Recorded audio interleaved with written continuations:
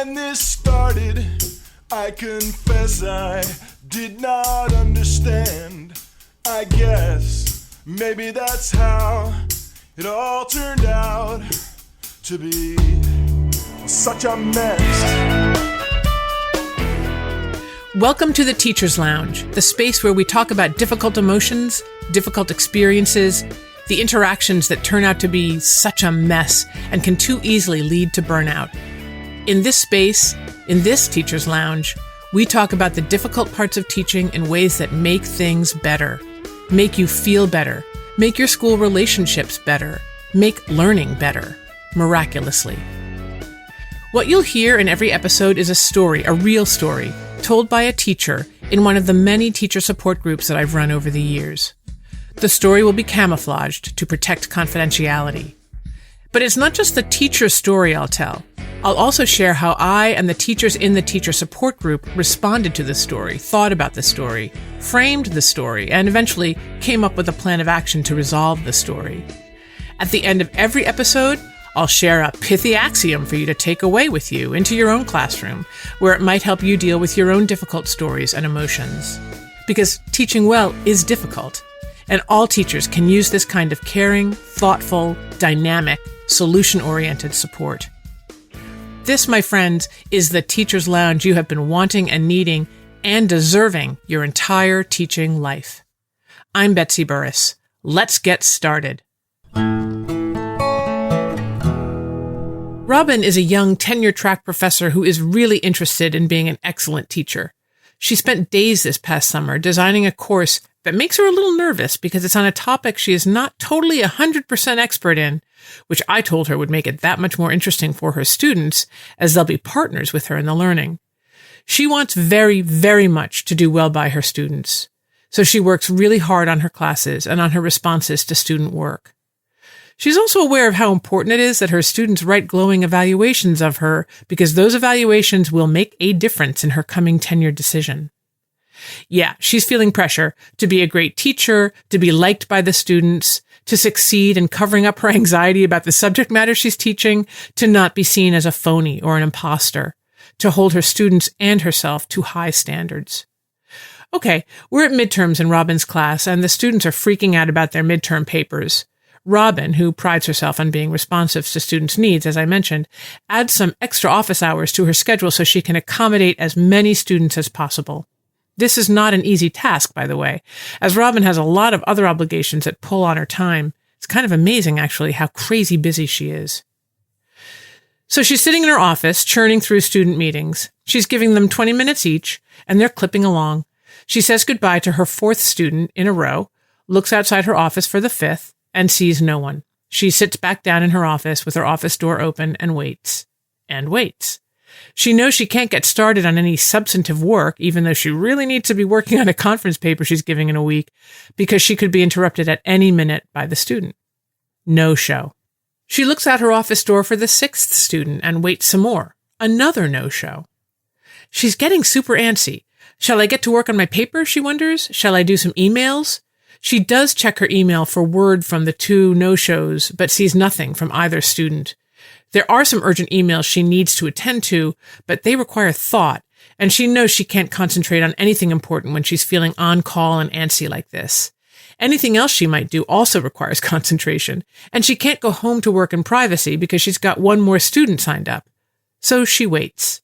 And her last student no-shows as well. 3 no-shows in a row. Robin is pissed. What the heck, she thinks as she throws papers and books into her briefcase and hurls herself out of her office. Are you kidding me? Do these people understand how much time I'm giving them? What is wrong with them? How dare they waste my time? I never would have done this when I was a student. I was responsible. I was grown up. I wasn't an entitled little brat who takes people for granted and does whatever they feel like and then asks for an extension and we'll leave Robin here.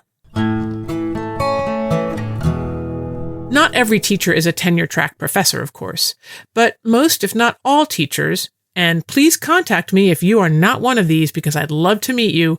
Most teachers have felt frustrated by a student's thoughtlessness or entitlement or irresponsibility at one time or another, right? Like the student who just doesn't hand in homework for 2 weeks in a row, or the student who is chronically late to class, just sauntering in like time is yet another adoring fan. Or the student who packs up her backpack well before the bell rings because she has somehow decided that class has ended when it most decidedly has not. Or the student who asks for a second extension because she's so tired from extracurriculars. Or the student who talks to her friends while you're talking, or can't seem to follow even the simplest rules, or keeps interrupting your lesson, or asks you to repeat the instructions as soon as you've finished giving them. Or the kid who repeatedly forgets to clear his plate after dinner or to pick up her clothes and bath towels and, well, garbage that she's dropped on her bedroom floor. Or who waits until the absolutely last minute to get homework done and then asks you for help just as you're getting into bed, etc., etc., etc. We're talking here about buttons, pushed buttons. We all have them. Turns out Robin and I share one, having our time wasted. I cannot stand it when people waste my time. It has something to do with the fact that because I've experienced enough people treating me as though I or my time doesn't matter as much as they or their time matters, I've developed an allergy to any treatment that feels like dismissal or erasure. Do not, I repeat, do not take me for granted. Just to be clear, Robin's pushed button could also just be an appropriate response to rude behavior. I mean, no showing without any contact or explanation definitely qualifies as irresponsible and inconsiderate. By the way, it also qualifies as informative. As a therapist, I'm interested in why clients don't show up for their appointments. There's always a good reason. Of course, Robin could have welcomed these no-shows despite the implied rudeness. I confess, I love it when people don't show up because I have tons I can do in the meantime. But she didn't welcome them because she couldn't make good use of the time she gained. So here Robin made extra time for her students. Some students took those time slots over other students. And the energy she might have devoted to other tasks was totally usurped by these unusable little time tidbits. So the students who didn't show up basically let Robin sit around twiddling her thumbs for 20 minutes each, while her anxiety about the stuff she needed to do but couldn't spiked. Hoo boy, recipe for rage. All this to say, Robin's situation, her response to her pushed button, should sound familiar. And it should feel familiar. Those feelings that suddenly flood us when our buttons are pushed. Frustration, irritation, disbelief, anger, outrage, self-righteousness, vengefulness. These are strong emotion words, right? I love this pat response that I've heard all over the place. Hate is a strong word. I'm like, exactly. That's why I'm using it. I feel strongly. And by the way, love is a strong word too. There is nothing wrong with strong feelings, whether you're a teacher or a parent. Talk about a job that's custom made for strong feelings, or a doctor or a CEO. What can go wrong with strong feelings is our responses to them. Here's how Robin could have responded to her strong feelings. She could have gotten home and shot off a snarky email to the students who no-showed. Thanks for being so considerate. Glad I waited for you to not show up. You know, taking oh-so-satisfying revenge. Of course, she could take revenge in a much less public way, by holding a grudge and being ungenerous in her evaluation of the students later on, for example. She could be punitive consciously, and she can be punitive unconsciously. Lots of ways to take revenge from the powerful position of teacher. She could have called a friend or cornered her partner and complained about the students. This complaint session would really only satisfy if the friend or partner joined in and shared more negative information about these students or escalated Robin's outrage, further deepening her disdain and self-righteousness. Okay, I'm not trying to be mean here. I'm just trying to paint an honest picture. If you're someone who can have a ranting bitch session that ends in peaceful compassion for the person who supposedly wronged you, again, contact me. I'd love to meet you. She could have stuffed her feelings and pretended she didn't have them. Push the rug down in one corner and wait for it to pop up in another. Just saying. She could have started worrying. Wait, she could have thought, why didn't the students show up? Was it because they decided I couldn't help them? Why did they even sign up for a meeting if they thought my help wasn't important? Wait, maybe something terrible happened and I won't know about it. And I'll be angry at them when I should be kind to them. And then they'll be angry at me. We might call this an Alice in Wonderland response, where Robin suddenly becomes very small and the students become quite large. and Robin loses track of her own reality and becomes lost in her fantasies about her students' realities. Of course, there are oodles of other possible responses. I hope you've already come up with yours as you listen to Robin's bad experience, because we've all had these feelings, and we've all responded in ways that did not necessarily help. In my work, there's no blame, just curiosity, and in the end, compassion. So let's just take a moment to acknowledge a couple normal things about Robin's story. First, she has some strong emotions. Her button was pushed, for heaven's sake. Second, she might do something foolhardy. At the very least, she might want to do something foolhardy. Hitting back, getting revenge, these are common reflex reactions to having our buttons pushed, to being blindsided by strong feelings. Let's let these emotions and possibilities live and breathe, because they're important data, right? Can't gather the data if you won't let yourself acknowledge and label it. Can't make use of the data if you don't gather it. How did Robin end up responding to the no-shows? The last option. She started worrying. This is what she brought to the teacher support group. And here's how the teacher support group responded. We started with the emotions Robin said she felt as a result of these no-shows. Of course, she led with anger, but that kind of morphed into disappointment. She was disappointed in the students, disappointed that they did not live up to her expectations. Disappointment. This is a huge emotion, one I don't think we spend enough time thinking about or just plain managing. The way we talked about it in the support group was like this. What are your expectations? What do the students owe you? Like, if you do this thing for them, open up more office hours, and they blow you off, what does that mean to you? Maybe more to the point, what does it mean about you? Robin was easily able to say that her students actually owe her nothing. For those of you who might disagree, consider, the person a student owes everything to is fundamentally herself. If a teacher dangles her power to approve or disapprove or reward or punish students in front of them, she is making their learning about her rather than about them. I know, you gotta do what you gotta do. If students just won't learn, and they have to learn, or your school will be taken over by the state, motivation stop mattering so much. Or if your students' evaluations of you determine whether or not you have a job next year, you might start feeling a little desperate and controlling. Practically speaking, given the lousy realities so many teachers have to live with, these compromises make sense. Ideally speaking, in terms of learning and living and being a healthy human being, not so much. For now, we'll go with Robin's belief that her students do not owe her anything, not even to show up at their appointments. Yes, it would have been nice if they hadn't caused her to lose an hour of time she might have spent on other tasks, but that wasn't really the issue for Robin. 1 hour was not going to make or break her conference paper. The issue was her outrage at her students' behavior, her kind of disproportionate response to what they did, or in this case didn't, do. These strong emotions that accompany pushed buttons are super valuable data. They are meaningful and deserve examination. Hence my questions. What does students blowing you off mean to you? What does it mean about you? It didn't take long for Robin to come up with answers. For her, the student's behavior was evidence of her value as a teacher. If they show up, she thought, she's a good teacher. If they don't show up, she's a bad teacher.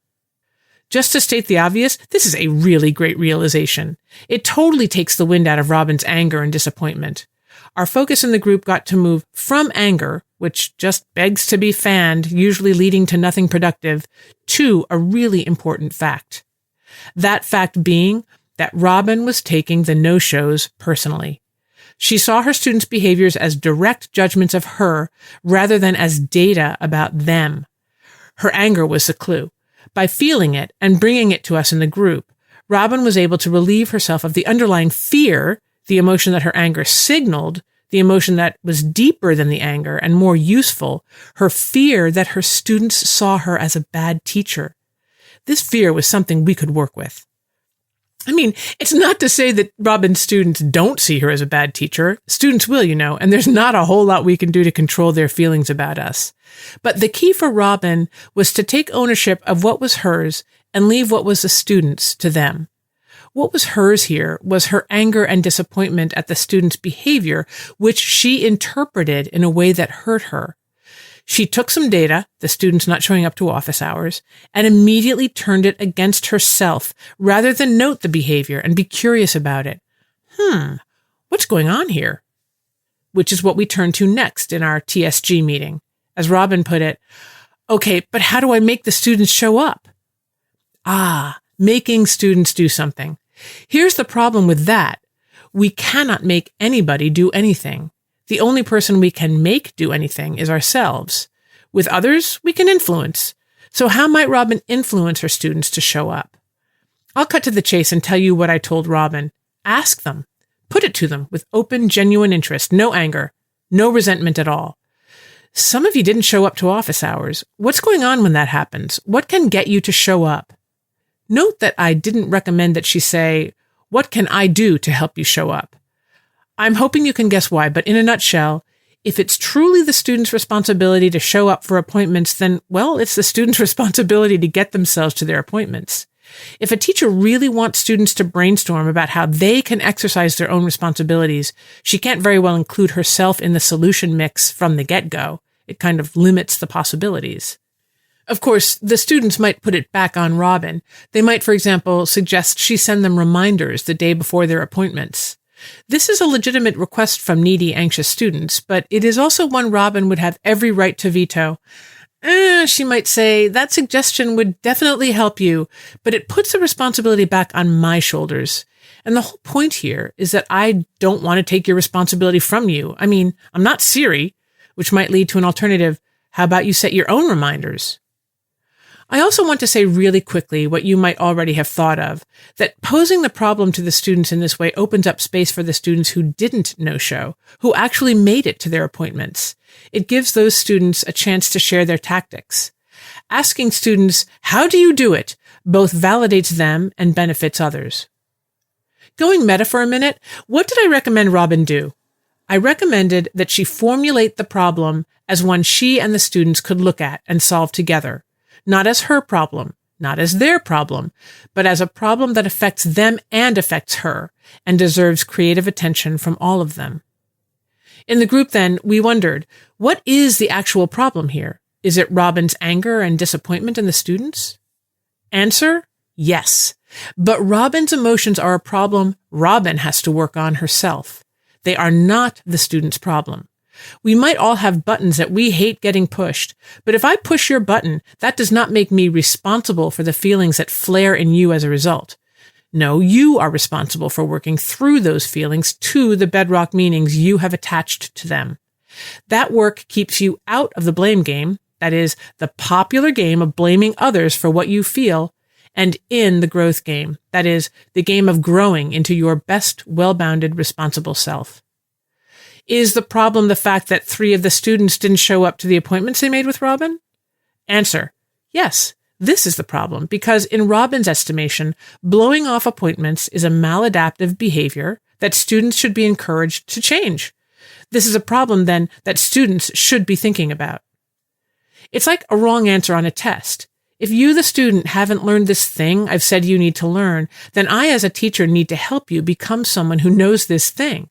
I need to influence you to change. I, the teacher, need to take what I, Betsy, call corrective academic action. When students' behaviors demonstrate that they haven't learned a crucial social or relational skill, I, as the teacher, am in a position to offer what I, Betsy again, call corrective relational action. This, by the way, is what SEL is all about, right? Social emotional learning, which research shows is central to success in life. Robin's plan of giving the problem to the students is an SEL lesson, the best kind, because it's lived, felt, experienced, immediately relevant, and something Robin and the students can easily follow up on. So what was Robin's plan? To give the problem back to the students. Here's how that worked. At our next meeting, Robin told us, I did what we suggested about the office hour no-shows. I said, what's going on? How can we get people to show up for their appointments? Some of the students said, people just need to show up for their appointments, like, duh. I reiterated the rules that are already in my syllabus, and students have been following them beautifully. Maybe they just needed some tough love. Tough love being describing the disappointing behavior, reminding students of the rules, and holding the line on those rules. Success story. Nice work, Robin. Okay, let's reiterate what happened here.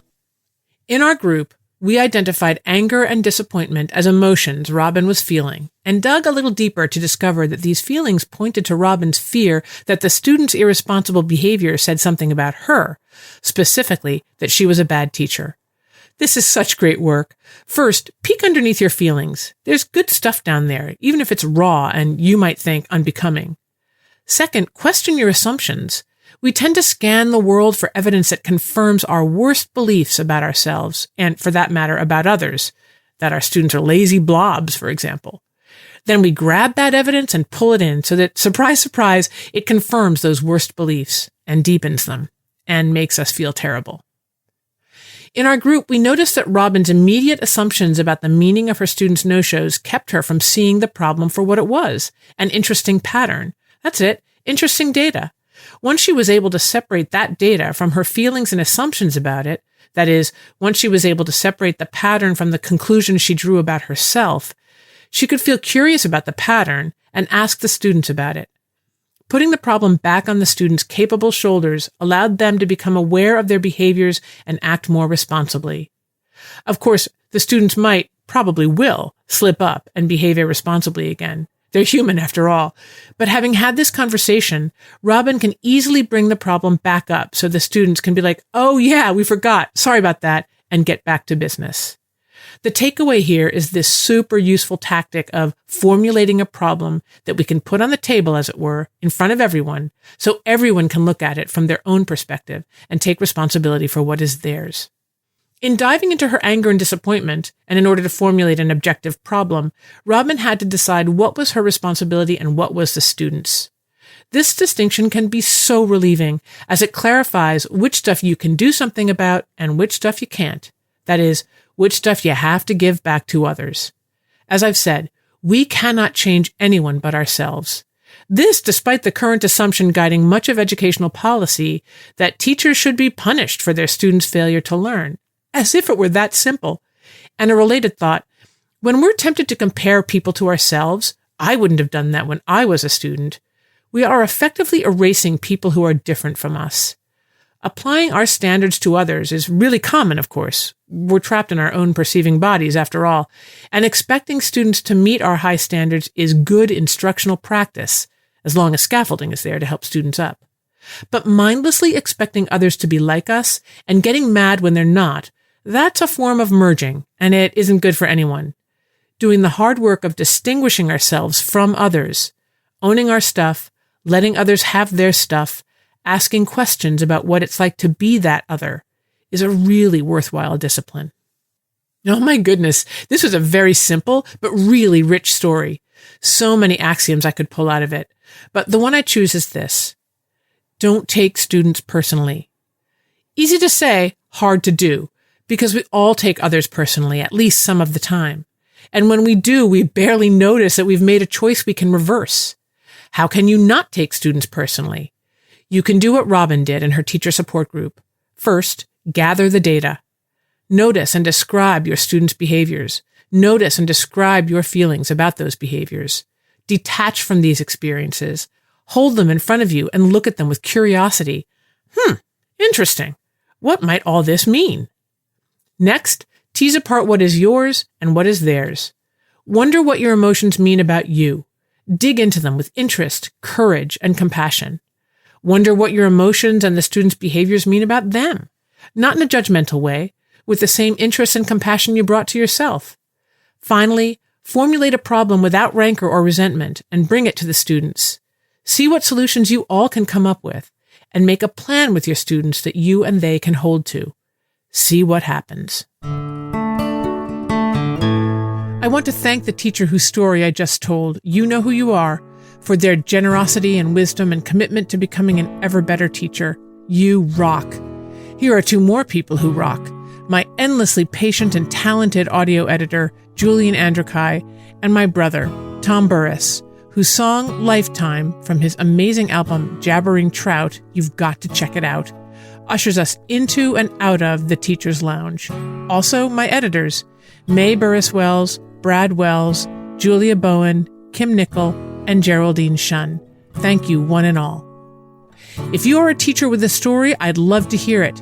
You can contact me at my website, teachingthroughemotions.com. That's one word, teachingthroughemotions, and you spell through the long way, no shortcuts. Click on the podcast, then on Let's Get Started, and send me an email. I mean it. Suffering in silence gets you nowhere. Telling your story is a first step towards understanding and relief. Contact me. Come on into the Teacher's Lounge. You will feel better.